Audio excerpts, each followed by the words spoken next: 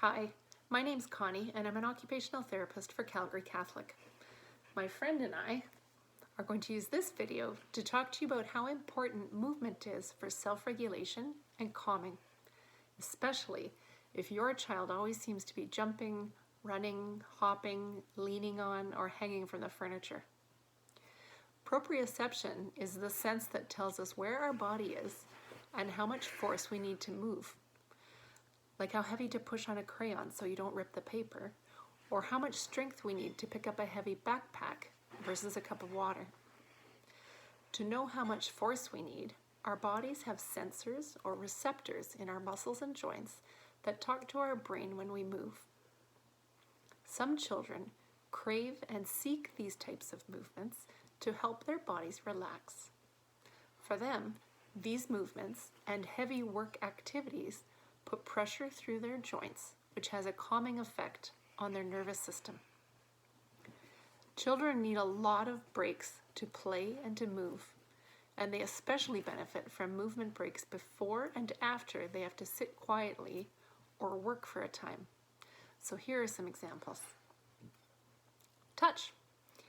Deep pressure can be the quickest way to calm.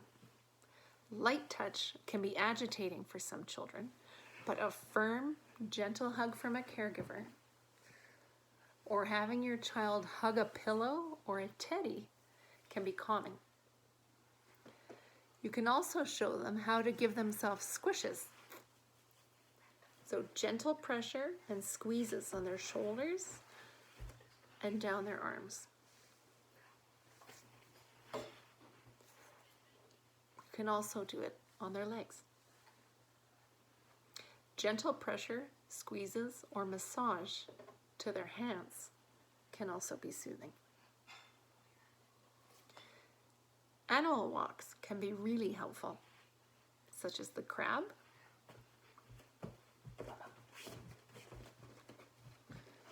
or the bear. Both of these positions put a lot of pressure or weight through the child's hands and legs. Make sure they do these movements slowly. Frog jumps, especially if you make sure that the child puts their hands back all the way to the floor and then jumps up high. Child can also try sitting or bouncing on an exercise ball. They could try curling up in a beanbag chair or sitting and rocking in a rocking chair.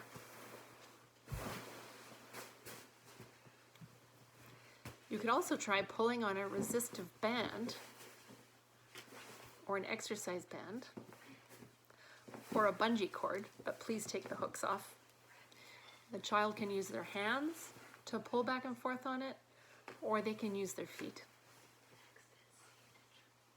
Some kids who kick under the table really like tying the band to the legs of their chair so that they can push on it with their feet. Children can also try whole body stretches, where they crunch down low like a tiny seed and then stretch way up like a tree or a flower, and then all the way back down to a seed and all the way back up to a tree. Good job. Kids can also try yoga, where they have to use their core strength to balance and hold a position, like the boat. Kids can also try different positions to work, play, color, or read. Some children prefer to work in standing for a while, or they can also try lying on their tummy, propped up on their elbows.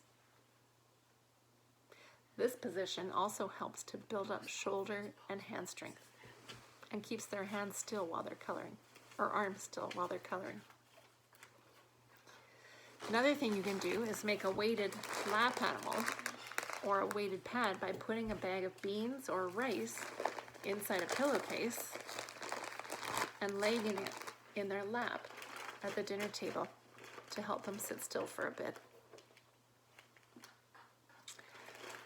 The next suggestions include heavy work activities and games with large body movements to really trigger the muscle sensors.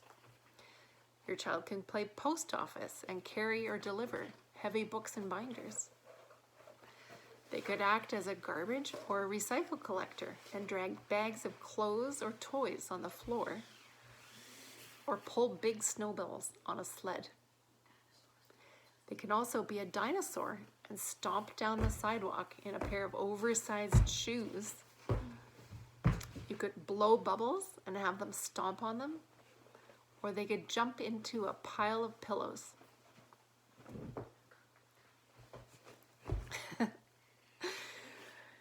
Your child could be a musician and drum with their hands on cardboard boxes.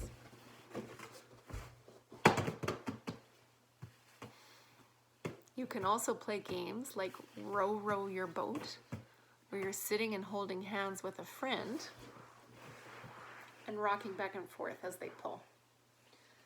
Row, row, row your boat gently down the stream.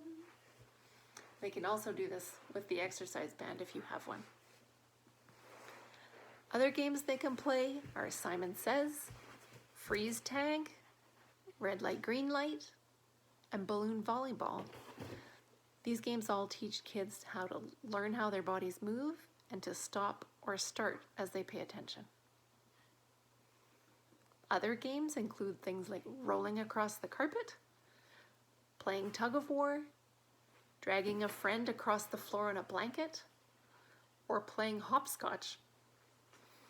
Another version of hopscotch is to cut out or draw shapes on a piece of paper and put them on the floor. Then, as you call out a shape, your child can jump from one spot to another. Square, X, circle, triangle. Good job. You can also pretend that the floor is lava and have your child jump across on objects like pillows, t-shirts, or the paper pieces. This is another time when children could really help you out around the house. They can wipe a table or windows with really firm pressure. They can push or pull a laundry basket full of clothes or toys. And of course, play outside.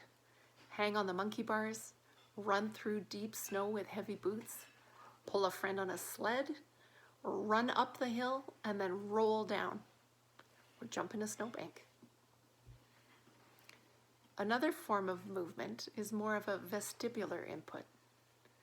So when your child becomes overstimulated or overwhelmed, then slow, repetitive, and rhythmic movement can be calming and can help your child to reset.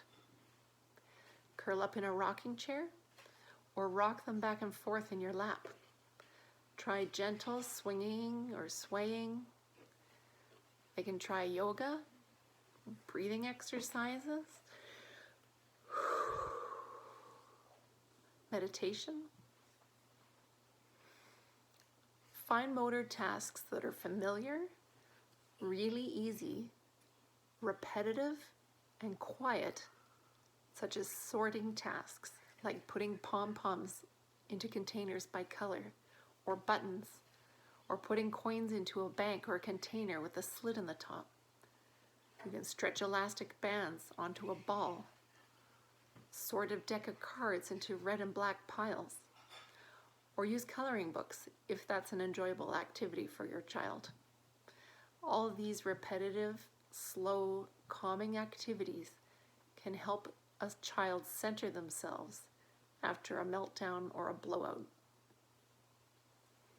These kinds of easy repetitive tasks can also be helpful when a child needs to prepare for a difficult job, such as sitting in a waiting room, or when they first enter their classroom, as this will help them to calm down and get grounded before the day begins.